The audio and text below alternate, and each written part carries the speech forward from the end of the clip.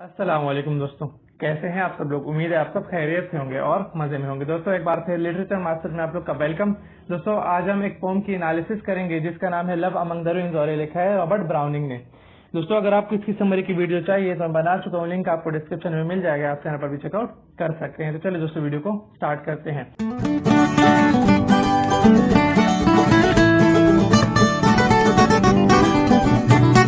दोस्तों हम दो किस्म की एनालिसिस करेंगे, एक पोएटिक डिवाइसेस की और एक लिटरेरी डिवाइसेस की। चलिए दोस्तों पहले लिटरेरी डिवाइसेस की तरफ बढ़ते हैं। दोस्तों लिटरेरी डिवाइसेस जो हैं ये वो मोड्स हैं, वो तरीके हैं जिनके जरिए से जो राइटर है वो अपने आइडियाज, फीलिंग्स और इमोशंस जो है वो रिप्रेजेंट करता है रीडर्स के सामने। कुछ फ्यू वर्ड्स होते हैं जिनमें अपनी जो बात है वो क्या करता है रीडर्स तक पहुंचाने की कोशिश करता है, जैसे रॉबर्ट ब्राउनिंग ने किया है। अब यहाँ पे हमारे पास कुछ डिवाइसेस हैं जो यूज हुए हैं किसमें, लव अमंग द रुइंस में। पहले हमारे पास एजोनेंस है। एजोनेंस कहते हैं वावल साउंड की रिपीटिशन सेम लाइन में। मतलब एक लाइन है उसमें जो वावल साउंड है उसकी रिपीटिशन एक बार, दो बार, तीन बार रिपीट हुए हैं, उसे एजोनेंस कहते हैं। जैसे यहाँ पे ए जो वर्ड है वो क्या हुआ है, रिपीट हुआ है। ए जो वावल है वो रिपीट हुआ है। जैसे for example and that glory and that shame alike the gold. And that glory यहाँ पे भी ए, एंड द फिर ए, दैट शेम अलाइक यहाँ पे अलाइक यहाँ पे भी ए आ गया और शेम में भी ए आ गया, दैट में भी ए आ गया। और उसके अलावा एक और वर्ड या एक और वॉवल ओ भी क्या हुआ है यहाँ पे यूज हुआ है। जैसे tinkle, homeward, throw, that violet, strap और स्टॉप। तो यहाँ पे जो होमवर्ड है वहां पे भी इस्तेमाल हुआ है, थ्रो जो है वहां पे भी इस्तेमाल हुआ है और स्टॉप जो है वहां पे भी इस्तेमाल हुआ है। एजोनेंस या जो वॉवल है वो इस्तेमाल हुआ है। फिर इसके बाद हमारे पास एलिट्रेशन है। एलिट्रेशन कहते हैं repetition of consonant sound in a same line in quick succession. मतलब जो कॉन्सोनेंट साउंड है वो एक लाइन में बार बार इस्तेमाल हुआ है, मतलब एक के बाद दूसरा फिर तीसरा। यहाँ पे एलिट्रेशन जो है वो भी मौजूद है। जैसे फॉर एग्जाम्पल जो एम है वो यूज हुआ है। जैसे इसकी एक एग्जाम्पल है made of marble man might march on nor be pressed. तो इसमें मैन, मेड, मार्बल, माइट, मार्च सारों में क्या है एम यूज हुआ है। तो ये क्या है, ये हमारे पास एलिट्रेशन है। उसके बाद हमारे पास एक और है T H. T H consonant भी यहाँ पे यूज हुआ है और इसकी एग्जाम्पल है एंड आई नो वाइल दस द क्वाइट कलर्ड ईव। यहाँ पे देखिए दस द, तो टी एच जो है वो दो बार इस्तेमाल हुआ है, तो ये भी क्या है हमारे पास एलिट्रेशन है। फिर उसके बाद हमारे पास इंजैबमेंट है। अब इंजैबमेंट क्या है, इंजैबमेंट कहते हैं कंटिन्यूएशन ऑफ वर्स।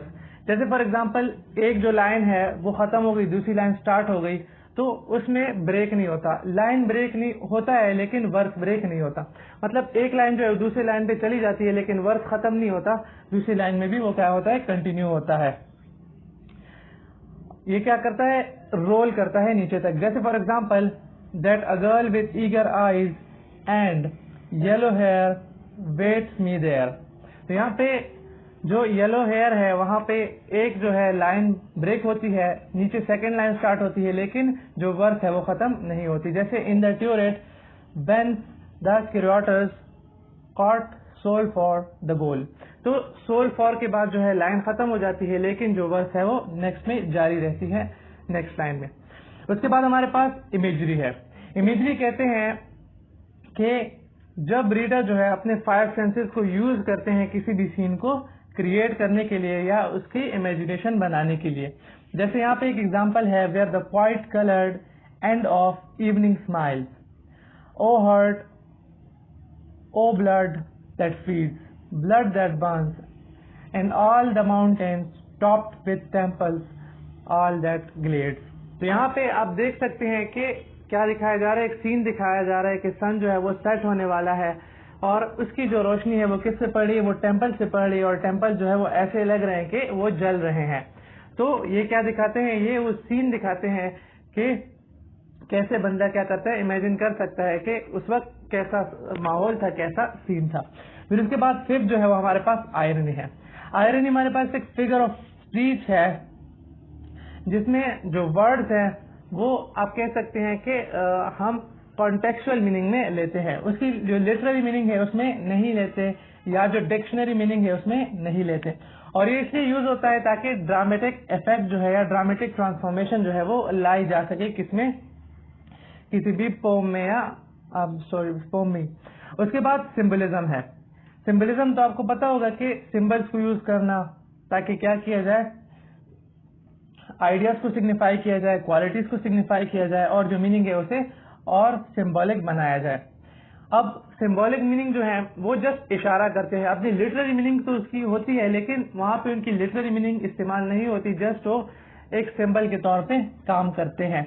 जैसे यहाँ पे दिया गया है कि पास्चर सिंबलाइज कामनेस, पास्चर जो है वो कामनेस को सिंबलाइज करता है, जबकि जो पीस है वो रूइन प्यूरेट को क्या करता है, सिंबलाइज करता है, और उसकी जो लॉस्ट ग्लोरी है उसको क्या करता है, सिंबलाइज करता है, उसको इशारा करता है, सिंबल उसका वो होता है। फिर उसके बाद हमारे पास जो है वो अब लिटरेरी डिवाइसेस तो हो गए, तो इसके बाद हमारे पास पोएटिक डिवाइसेस है।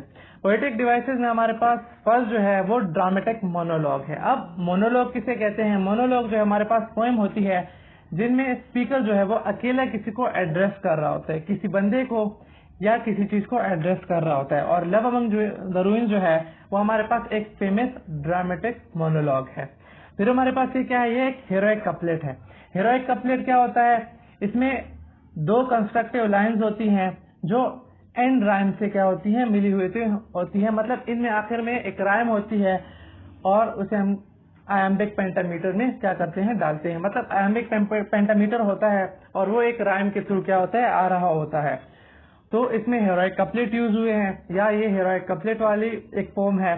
उसके बाद इसमें जो राइमिंग स्कीम है वो क्या है, तो ये जो पोम है ये फॉलो करता है A B B C C D D rhyming scheme, और इसका जो पैटर्न है वो लास्ट तक ऐसे ही चलता है। मतलब पहले जो फर्स्ट लाइन जो होती है वो खत्म होती है वर्सेस ए के साथ, फिर खत्म होती है बी बी के साथ, फिर सी सी के साथ, फिर डी डी के साथ, फिर ए फिर बी बी, फिर सी सी, फिर डी डी।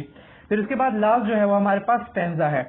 तो स्टेंजा जो है वो आपको पता है कि जो पोएट्री होती है उसमें स्टेंजा जो है वो लाइंस होती हैं। तो ये जो है स्टेंजास जो है इसमें कितने हैं, तो इसमें हमारे पास टोटल जो है वो 7 स्टेंजास हैं और सारे स्टेंजास जो है वो इक्वल हैं।